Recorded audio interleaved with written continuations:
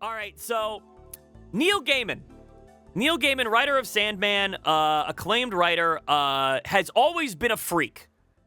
He has always been a freak, and people have always known it. And there have been allegations out there about him for a very long time, and it has come up yet again that he is a fucking sex pest weirdo. So let's read the article on this. Neil Gaiman's allegations: multiple women accuse Sandman author of sexual assault. Not shocked at all, honestly. Not shocked at all. But dude, fucking Neil Gaiman fans, by the way, are absolute. I think Sandman sucks. I think he's not actually a very good writer. I think his shit sucks. And like Neil Gaiman fans are usually some of the most like pedantic, annoying motherfuckers alive. So please say psych. Well, flipped his head to guy full dictator. I don't know. Multiple women have accused Sandman and Coraline author Neil Gaiman of sexually assaulting a New York Magazine's cover story, speaking on the record about their experience. Back in July, Tortoise Media broke the news that Gaiman had been accused of sexual assault by two women and released a 6-part podcast, Master, which covered the allegations of 5 women. However, several of the women had used only their first names or pseudonyms to protect their identities, as a major news organization had yet to corroborate the full extent of the reporting until now.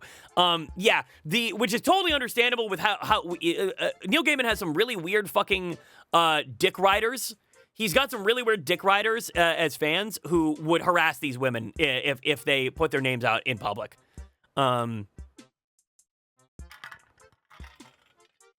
He's my favorite author. Man.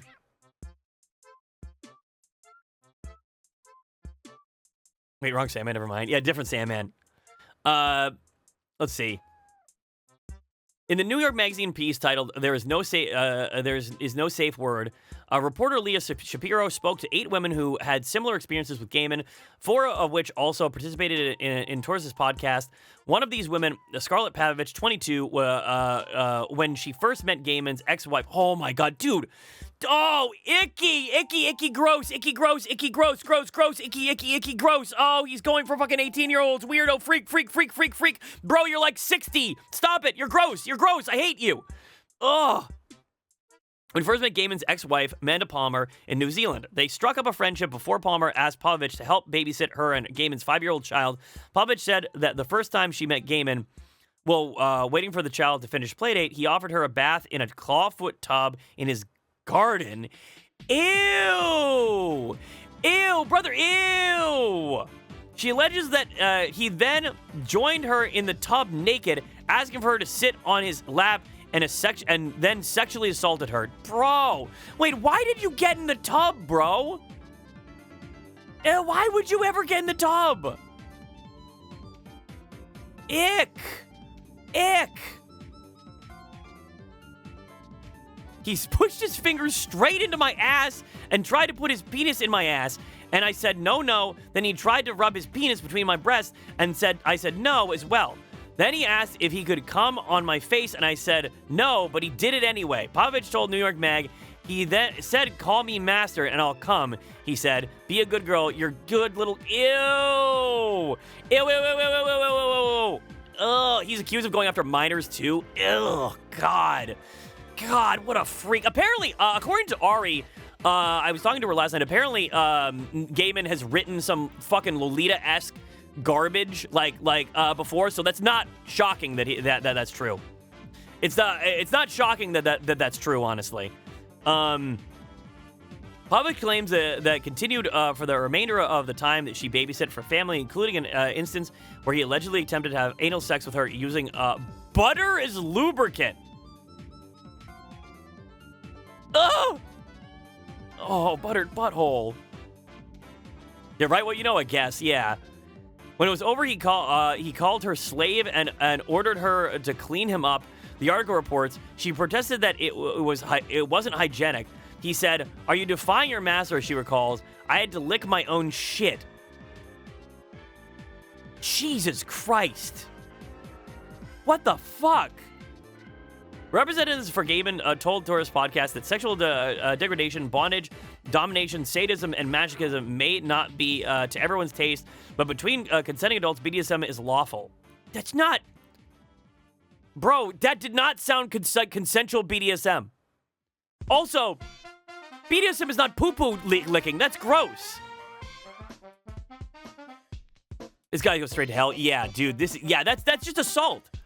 But the New York Magazine article states that all the accusers had at some point played along by calling him master as he desired and continuing to communicate with him. The women allege that the content and specific BDSM activities had not been discussed and agreed upon prior to them happening. Yeah, no, yeah.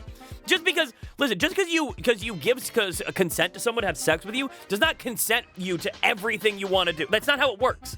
That you can't, when someone says no, as soon as, okay, here's the scenario, right, chat? Very easy flowchart on this one, actually. Very easy fucking flowchart. You ask someone to have sex. They say yes.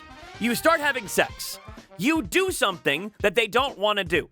They say no, stop. You keep going. You have raped them. That's the flowchart. That's the whole flowchart. There's only one option.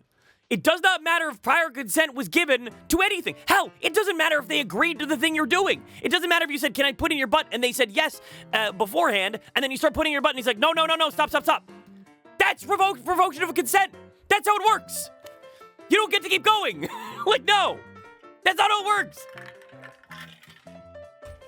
Brother, how fucking hard is it to have consent, dude? I don't understand. It actually drives me cuckoo bananas up a wall. These fucking weirdos, these freaks doing this shit. Every single time, it's just refusing to have any level of consent. Did he party with Vince McMahon? It sounds like it. This man hired Prince Andrew's lawyers. Oh my God. It's not BDSM, there's no consent. Yeah, BDSM very explicitly is all about consent. It's very explicitly about consent. If there is roleplay involved, then there is prior consent to that role play. Yeah, if you hear no, you just stop, period. Unless, there are corner cases where if you had pre-agreed to, there are situations in BDSM where you might be role-playing something, which I'm not comfortable with. I think it's really weird to do rape role play, personally. But there are situations where no can be used, where it is not no. But that requires a hell of a lot of trust between the two people, and it needs to be very clearly spelled out, and people need to be prepared for that beforehand, right? And that's a super duper corner case that personally I'd never engage in. I find extremely uncomfortable. I don't like it at all. But there are people who involve themselves in that, and that's fine, you know. But if in any other scenario, when consent is revoked. Period. Yeah, safe words and the like. Exactly. Yeah, that's why there's a safe word. A safe word is in rape roleplay is used for that specific purpose, right? So you can go through with the fantasy, but if you decide that you're no longer comfortable with it, you use the safe word to make sure they know that it's not part of the bit anymore. They call it a safe word for a reason. Yeah. Any situation where you're faking a non-con is dubious at best. Yeah, I don't like it. Don't like it at all. Not a fan. Not a fan of non-con. Not a fan under any circumstance. Yeah. At another point, Gaiman was staying with his son at a hotel in Auckland and asked Pavich to watch the child as he got a massage. She alleges that he then proceeded to have sex with her while his son was in the room and continued to talk with him during the act. Pavich says she asked Gaiman, "What the fuck are you doing?" and was in a state of shock during the incident. Put this man under the jail. Put him under the jail. Bury him.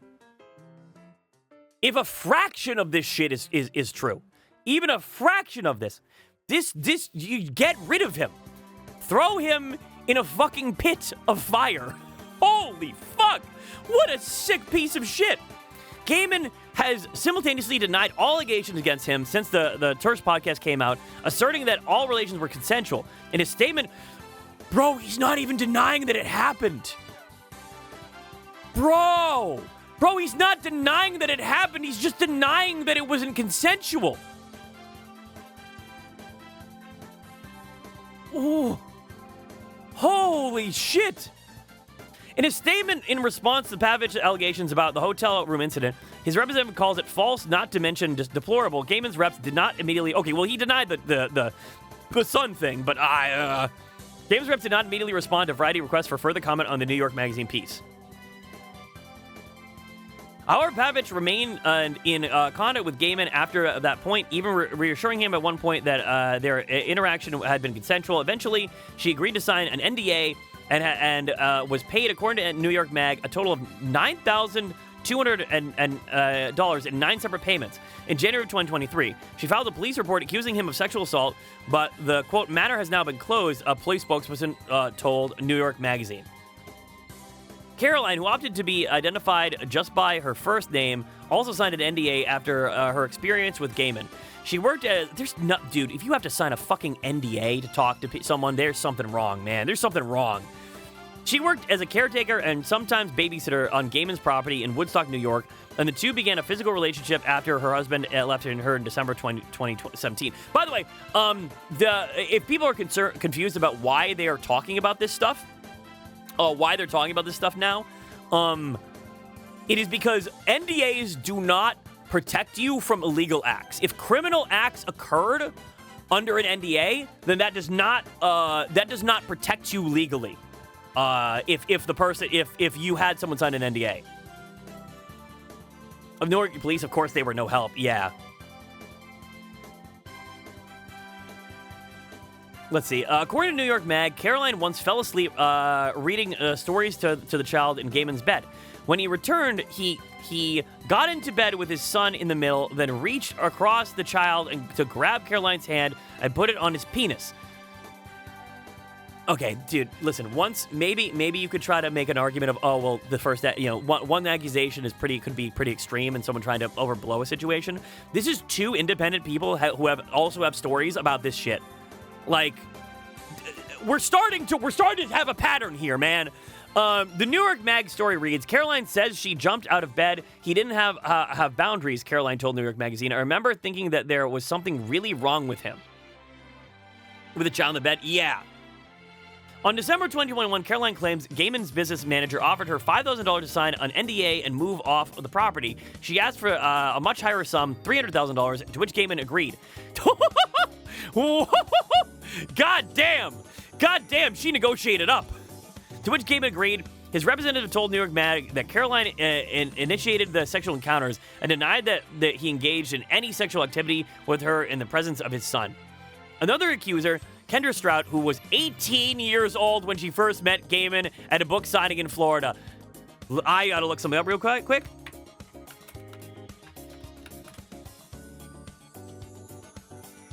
He is 64 years old.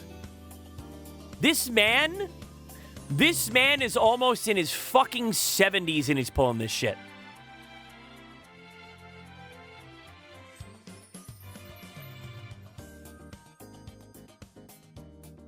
Yeah, no, this is, yeah. Holy shit. This is awful. This is awful. Their relationship turned physical around 3 years later, and in 2007, she alleged he raped her during a trip to the Cornish countryside after she repeatedly told him no due to having a bad UTI. Slout filed a police report in October, according to New York Magazine. That's me.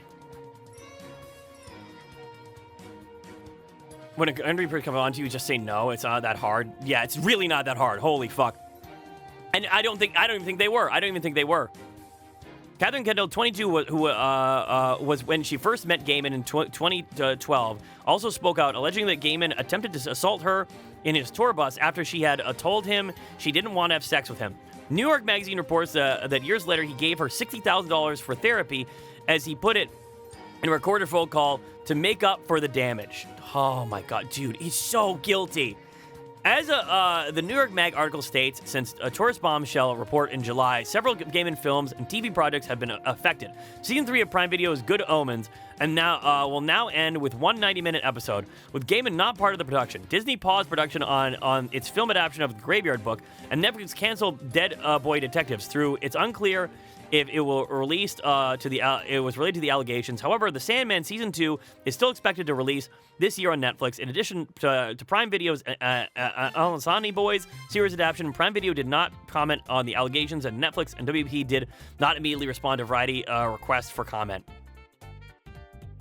Comic fans knew he was a creep back even then about the Todd McFarlane days. Yeah, dude, fuck this guy. Fuck this guy forever. Holy shit. What a weirdo. What a fucking weirdo. Man has become toxic waste good. Yeah. Yeah, fuck this. Fuck this. Fuck this dude. Fuck him to hell. I hope that his legacy burns. If even a fraction of this shit is true, which I believe it, honestly. I believe all this shit. Like, because it's a pattern. It's a pattern of behavior. It's a pattern of freak behavior. And, like, it is, I would say it's probably all, yeah, literally put him under the prison. Speaking of pedophiles...